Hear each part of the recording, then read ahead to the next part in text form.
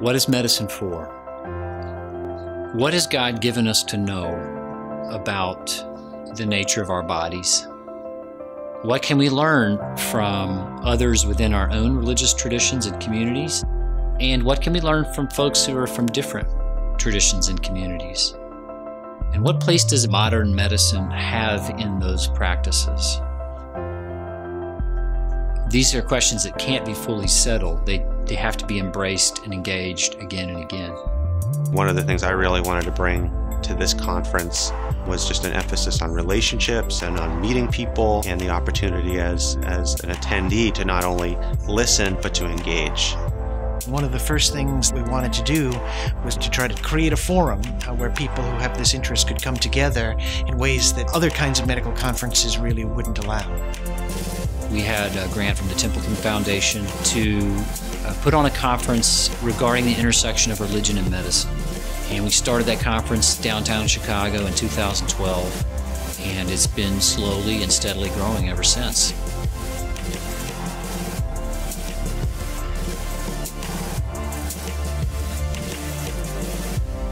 One of the things that makes the conference very unique is that it's a truly interdisciplinary conference in which people are coming from a very diverse set of disciplines and practices. And they're coming to this one place and they're engaging one another. And that makes it very unique. So we have, on the one hand, physicians and social scientists to theologians and religious studies people. And these are people that aren't normally meeting in the same place and interacting with one another. We also have the bioart exhibit here. So we talk about that and what was the impact on seeing these photographs and pictures. And also, what about seeing the individuals who prepared these posters and did work for maybe 6 months to develop them? It really helps broaden us and helps us establish what we're going to do in the next generation. There's been a growing interest in spirituality and healthcare on the part of patients for quite some time, and people have documented it.